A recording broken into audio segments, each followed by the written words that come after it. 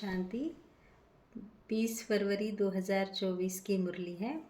मुरली का सार। मीठे बच्चे तुम्हें तन मन धन से सच्ची रूहानी सेवा करनी है। रूहानी सेवा से ही भारत गोल्डन एज बन जाएगा।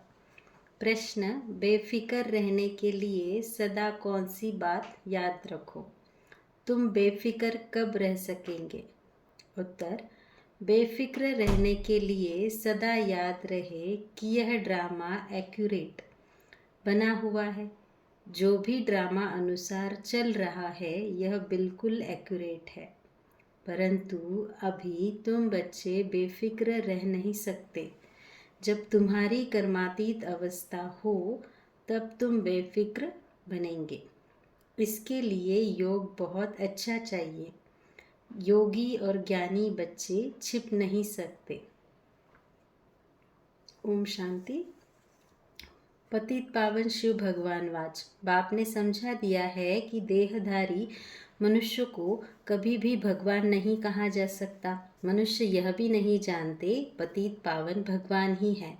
श्री कृष्ण को पतित पावन नहीं कहेंगे। बेचारे बहुत मूंझे हुए हैं। भारत में जब सूत मूंझ जाता है तब शिव बाबा को आना पड़ता है। बाबा के बिना उसे कोई सुलझा न सके। वो ही पतित पावन शिव बाबा है, जिसको सिर्फ तुम बच्चे ही जानते हो, सो भी नंबरवार पुरुषार्थ अनुसार। भल यहाँ बैठे हो, रोज सुनते हैं, तो भी ध्यान में यह नहीं आता कि हम शिव बाबा के पास बैठे हैं। वह इनमें विराजमान है, हमको पढ़ा रहे हैं, पावन बना रहे हैं, युक्ति बतला रहे हैं। तुम स्वदर्शन चक्रधारी बन रचता और रचना की नॉलेज पाकर काम को जगत जीत बनते हो, तो वह बाप पतित पावन भी ठहरा, नई रचना का रचता भी ठहरा।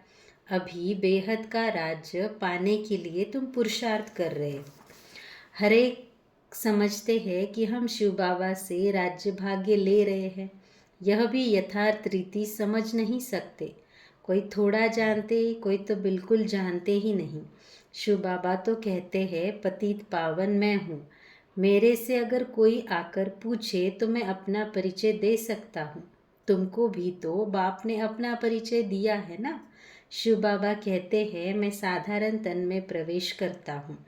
यह साधारण तन है, झाड़ के अंत में खड़ा है, पतित दुनिया में खड़ा है और फिर नीचे तपस्या कर रहे हैं। इनको भी तपस्या शिव बाबा सिखला रहे हैं। राजयोग शिव बाबा सिखलाते हैं। नीचे आदिदेव, ऊपर में आदिनाथ। तुम बच्चे समझा सकते हो हम ब्राह्मण शिव बाबा की संतान हैं।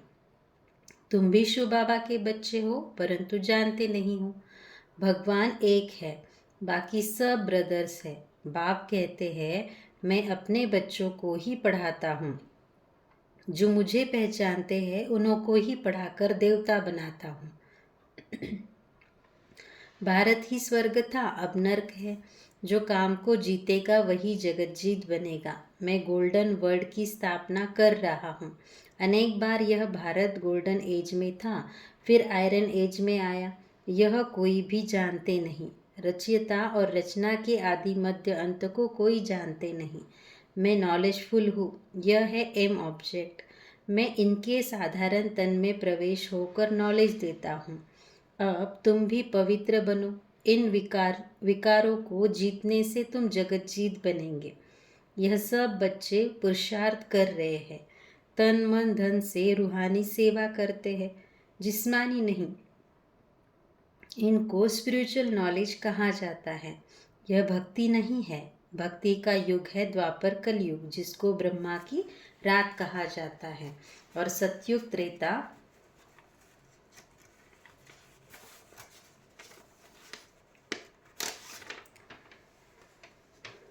सतयुग त्रेता को ब्रह्मा का दिन कहा जाता है। कोई गीता पाठी आए तो उनको भी समझाएंगे गीता में भूल है।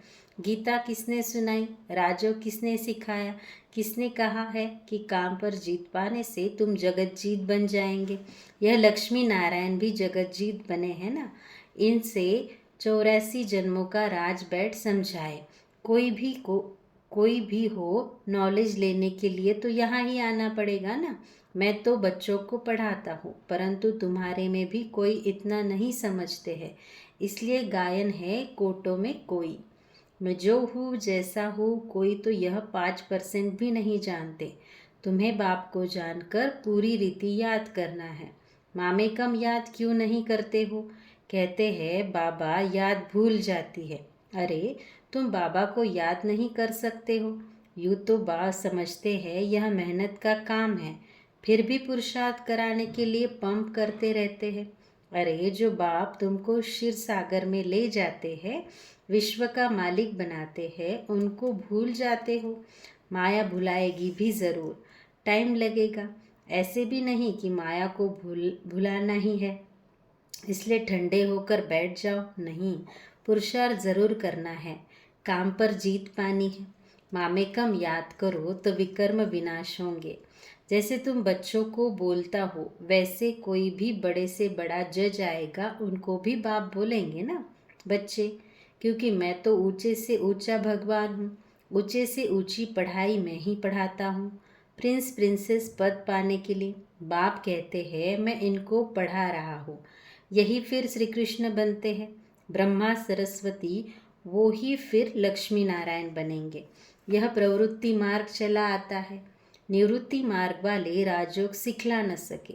राजा रानी दोनों चाहिए। विलायत में जाकर कहते हैं हम राजयोग सिखलाते हैं, परंतु वह तो सुख को कागविष्टा समान कहते हैं। फिर राजयोग कैसे सिखलाएंगे? तो बच्चों को उछल आनी चाहिए, परंतु बच्चे अजून छोटे हैं, बालिग नहीं बने हैं। बालिग बने की हिम्मत चाहिए। बाप बतलाते हैं यह है रावण संप्रदाय। तुम पुकारते हो पतित पावन आओ, तो यह पतित दुनिया है या पावन दुनिया? तुम समझते हो ना कि हम नरकवासी है। क्या यह दैवी संप्रदाय है, राम राज्य है? तुम रावण राज्य के नहीं हो। अब रावण राज्य में सबकी आसुरी बुद्धि है। अब आसुरी बुद्धि को दैवी बुद्धि बनाने वाला कौन? ऐसे 4-5 प्रश्न पूछो तो मनुष्य सोच में पड़ जाए। तुम बच्चों का काम है बाप का परिचय देना। झाड़ तो धीरे धीरे बढ़ता है, फिर बहुत वृद्धि को पाएगा। माया भी चक्री लगाकर एकदम गिरा देती है। बॉक्सिंग में भी बहुत मरते हैं, इसमें भी बहुत मर जाते हैं। विकार में गया और मरा, फिर नए सिर पुरुषार्थ करना पड़े। विकार एकदम मार डालता है। जो कुछ जंक निकाल पति से पावन बना, वह की कमाई चट हो जाती है। फिर नए सर मेहनत करनी पड़े। ऐसे नहीं, उनको अलाउ नहीं करना है, नहीं, उनको समझाना है जो कुछ याद की यात्रा की पढ़ा वह सब खलास हो जाएगा। एकदम नीचे गिर पड़ेंगे, फिर भी घड़ी घड़ी अगर गिरते रहेंगे तो कहेंगे गेट आउट। 1-2 बारी आजमाया जाएगा, 2 बारी माफ़ी मिली, फिर केस होपलेस हो जाता है, फिर आएगा भी नहीं, आएगा भी लेकिन एकदम डर्टी क्लास में। भेंट में भी तो ऐसे कहेंगे ना, जो बिल्कुल कम पद पाते हैं उनको कहेंगे डर्टी क्लास। दास दासिया चंडाल प्रजा के भी नौकर चाकर सब बनते हैं ना। बाप तो जानते हैं मैं इन्हों को पढ़ा रहा हूँ, हर 5000 वर्ष के बाद पढ़ाता हूँ। वह लोग लाखों वर्ष कह देते हैं, आगे चलकर यह भी कहने लग पड़ेंगे कि बरोबर 5000 वर्ष की बात है। वो भी महाभारी लड़ाई है, परंतु याद की यात्रा में रह न सके। दिन प्रतिदिन टू लेट होते जाएंगे। गाया भी जाता है बहुत गई थोड़ी रही। यह सब इस समय की बातें हैं, बाकी थोड़ा समय है पावन बनने में। लड़ाई सामने खड़ी है, अपने दिल से पूछना है, हम याद की यात्रा पर है। जब कोई नया आता है तो बच्चों को फॉर्म ज़रूर भराना है। जब फॉर्म भरे तब उनको समझाया जाए। अगर किसको समझाना ही नहीं है तो फॉर्म ही क्या भरेगा? ऐसे तो ढेर आते हैं। बोलो बाप को पुकारते हो पतित पावन आओ, तो ज़रूर यह पतित दुनिया है। तब तो कहते हैं कि आकर पावन बनाओ। फिर कोई बनते हैं, कोई नहीं बनते हैं। बाबा के पास तो ढेर पत्र आते हैं, सब लिखते हैं शिव बाबा केयर ऑफ ब्रह्मा। शिव बाबा भी कहते हैं मैं साधारण तन में प्रवेश करता हूँ, इनको 84 जन्मों की कहानी सुनाता हूँ, और कोई भी मनुष्य रचता और रचना के आदि मध्य अंत को नहीं जानते। अब बाप ने ही तुमको बताया है। यह चित्र आदि भी बाबा ने दिव्य दृष्टि देकर सब बनवाए हैं। बाबा तुम आत्माओं को ही पढ़ाते हैं। आत्माएं झट अशरीरी हो जाती है। इस शरीर से अपने को अलग समझना है। बाबा कहते हैं बच्चे देही अभिमानी भव, अशरीरी भव। मैं आत्माओं को पढ़ाता हूँ। यह मेला है आत्माओं और परमात्मा का। इसे संगम का मेला कहा जाता है। बाकी कोई पानी की गंगा पावन नहीं बनाती। साधु संत ऋषि मुनि आदि सब जाते हैं स्नान करने। अब गंगा पतित पावनी हो कैसे सकती है? भगवान वाच है ना, काम महाशत्रु है। इस पर जीत पाने से तुम जगतजीत बन जाएंगे। गंगा व सागर तो नहीं कहते, यह तो ज्ञान सागर बाप समझाते हैं। इन पर जीत पाने के लिए मामे का याद करो तो तुम पावन बन जाएंगे।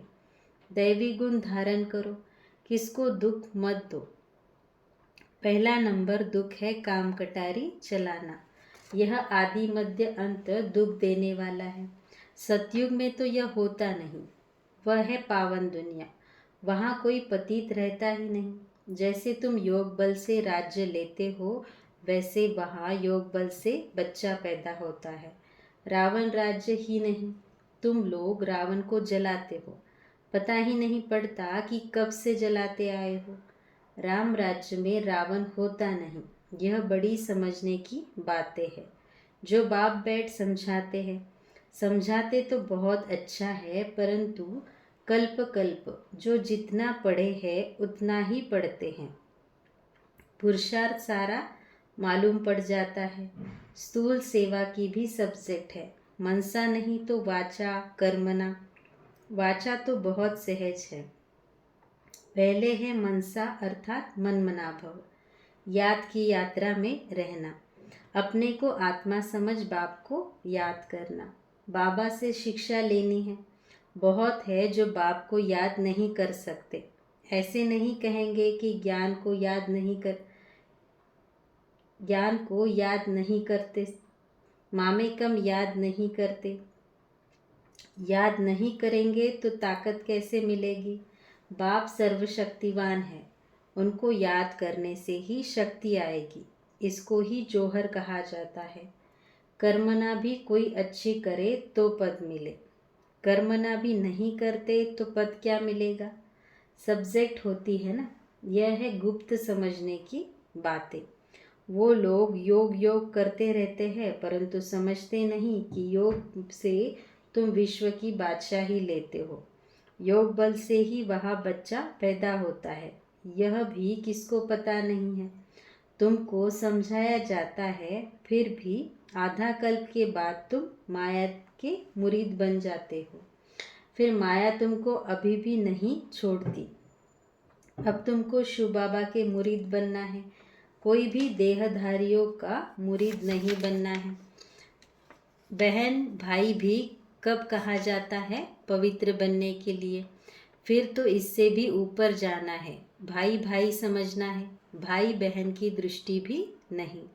ड्रामा अनुसार जो कुछ चलता है बिल्कुल एक्यूरेट। ड्रामा बहुत एक्यूरेट है। बाप तो बेफिक्र है, इनको तो फिक्र ज़रूर रहेगा।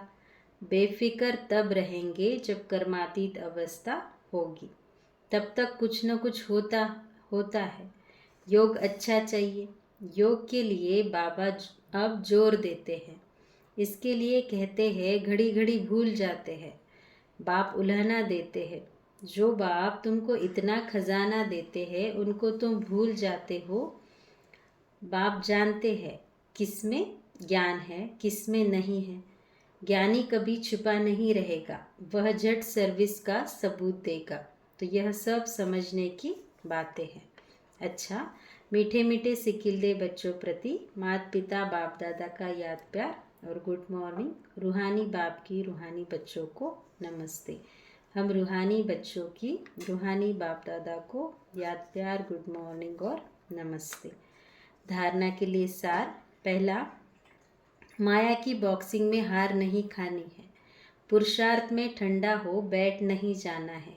हिम्मत रख सेवा करनी है। दूसरा, यह ड्रामा एक्यूरेट बना हुआ है, इसलिए किसी भी बात का फिक्र नहीं करना है।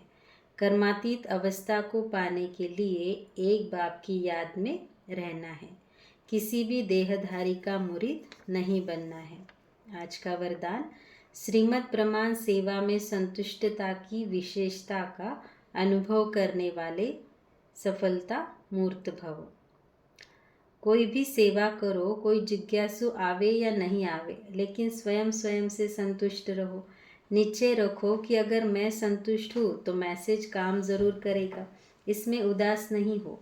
स्टूडेंट नहीं बढ़े, कोई हर्जा नहीं। आपके हिसाब किताब में तो जमा हो गया और उन्हों को संदेश मिल गया। अगर स्वयं संतुष्ट हो तो खर्चा सफल हुआ। श्रीमद् प्रमाण कार्य किया तो श्रीमद् को मानना, यह भी सफलता मूर्त बनना है। स्लोगन, असमर्थ आत्माओं को समर्थी दो तो उनकी दुआएं मिलेगी। अच्छा, ओम शांति।